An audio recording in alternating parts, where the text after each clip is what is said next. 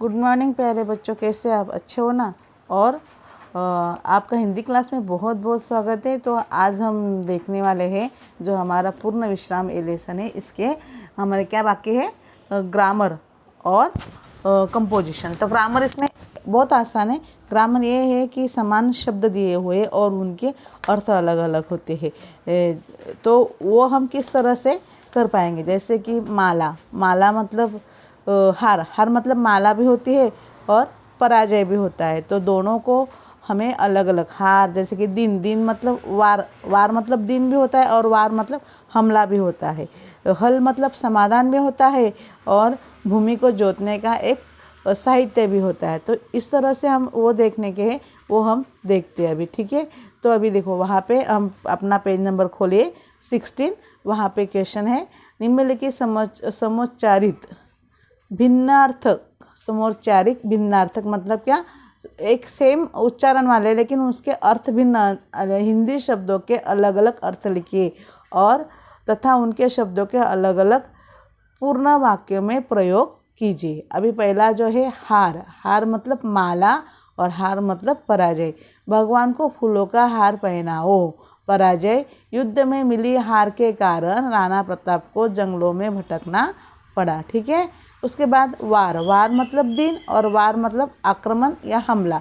देखो दिन, कल, कल कौन सा वार है, कल कौन सा दिन है, कल कौन सा दिन है, वार है या आक्रमण। लकड़हरे ने पेड़ पर कुल्हाड़ी से वार किया। हमें क्या लेना है, वही शब्द होना चाहिए। देखो अलग अलग है ना।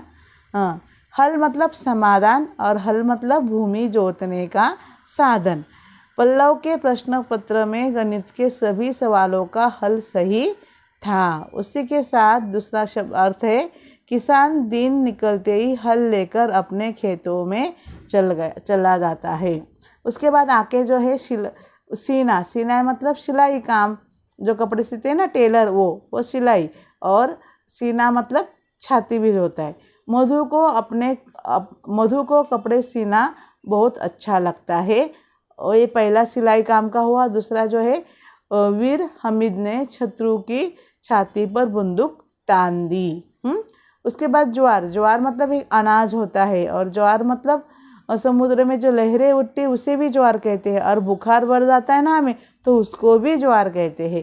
अभी यहाँ पे देखिए, एक अनाज, ज्वार में लौह तत्व काफ़ी मात्रा में पाया जाता है।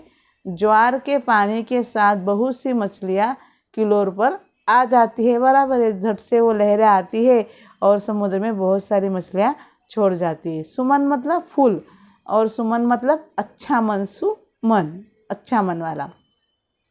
अभी देखो, फूल बाग में सुंदर सुमन देखकर मन प्रसन्न हो गया।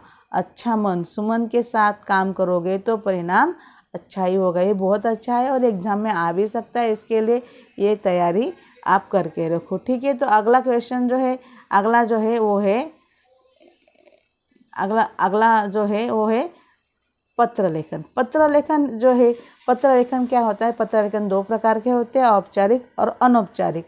औपचारिक मतलब फॉर्मल लेटर, अनौपचारिक मतलब इनफॉर्मल लेटर, जो हम हमारे रिश्तेदारों को, मित्रों को हम लिखते हैं। तो यहाँ पे जो है वो है, कोई साप्ताहिक पत्रिका अनियमित रूप से प्राप्त होने के विरोध में शिकायत पत्र करते हुए संपादक को निम्न प्रारूप में पत्र लिखिए। मतलब वो पहले तो सबसे पहले आपको पत्र लेखन जो प्रश्न दिया है उसका अर्थ आपको समझना आना चाहिए। उसमें 3 बातें ढूंढनी है, किसने लिखा है, किसको लिखा है और क्यों। ये तीनों अगर उत्तर मिल जाए तो हमें बहुत आसानी हो जाती है पत्र लेखन लिखने में। उसके बाद औपचारिक पत्र लेखन का प्रारूप, ये भी लिखना बहुत ज़रूरी है। इसको आप याद रखने का है। जैसे कि देखो, पहले सबसे पहले दिनांक लिखना है, फिर प्रतीक, जिसको पत्र लिखना है उसका नाम, हुदा और उसका एड्रेस, फिर विषय, हाँ, फिर संदर्भ। अगर उसके पहले हमारी पत्र लेखन हो चुकी है, मुलाकात हो गई है, तो उसका आपको लिखना है। फिर महोदय, विषय विवेचन, भवदीय, हस्ताक्षर, नाम, पता, ईमेल आईडी। ओके, तो पहले हम अभी दिनांक पे जाएंगे, फिर से हम लेटर पे जाते हैं। हाँ, यहाँ पे क्या हुआ है कि यहाँ पे लेटर में आपको क्या करना है, साप्ताहिक पत्रिका जो होती है, साप्ताहिक मतलब हफ्ते में एक बार आने वाली पत्रिका जो होती है, मासिक के दौर पे एक किताब होती है, छोटी सी किताब होती है, वो हफ्ते में एक बार आती है। जैसे कि हमारे घर में रोज़ वर्तमान पत्र आते हैं ना, समाचार पत्र, तो वो हर दिन आता है। तो हफ्ते में एक दिन जो आने वाली होती है उसे कहते हैं साप्ताहिक पत्रिका। तो साप्ताहिक पत्रिका जो होती है अनियमित, मतलब वो हमेशा नहीं आ रही है, एक हफ्ते आ रही है, दूसरे हफ्ते नहीं आ रही, ऐसा हो रहा है। तो हमें किसको लिखना है, हम लिखेंगे किसको, जहाँ से हम वो पत्रिका मंगवाते हैं ना, तो उस संपादक को हम लिखेंगे। और क्यों लिखना है, क्योंकि वो जो पत्रिका है वो अनियमित रूप आ रही, कभी आ रही है कभी नहीं, इसके कारण लिखना है। अभी देखो वहाँ पे दिनांक दिया है 10/4/2021। सेवा में प्रति जो था ना, वो सेवा में संपादक महोदय, किशोर पत्रिका, दादर, मुंबई 40028 पिन कोड के साथ।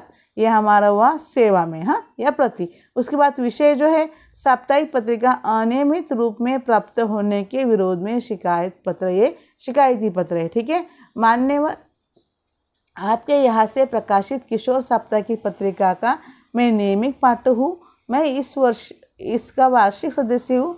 मेरे सदस्यता क्रमांक 124 है। अगर हमें किसी को लिखना है, शिकायत पत्र करना है, तो पहले आपकी जानकारी उसके देना बहुत ज़रूरी है। श्रीमान जी, पिछले काफ़ी समय से हमारी प्रिय पत्रिका हमें विलंब से मिल रही है। इस पत्रिका में हम बच्चों की जान बसती है। हम सभी मित्र बड़ी बेसब्री से किशोर की प्रतीक्षा मतलब राह देखते, किशोर की प्रतीक्षा करते रहते हैं। मेरा आपसे अनुरोध है कि संबंधित विभाग को निर्देश दे कि भविष्य में हमारी पत्रिका हमें समय पर भिजवाने का प्रबंध करे।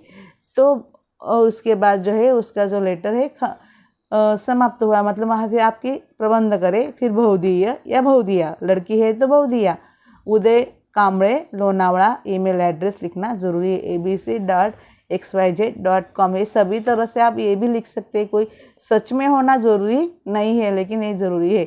तो प्यारे बच्चे, इस तरह से हम लेटर लिख सकते हैं।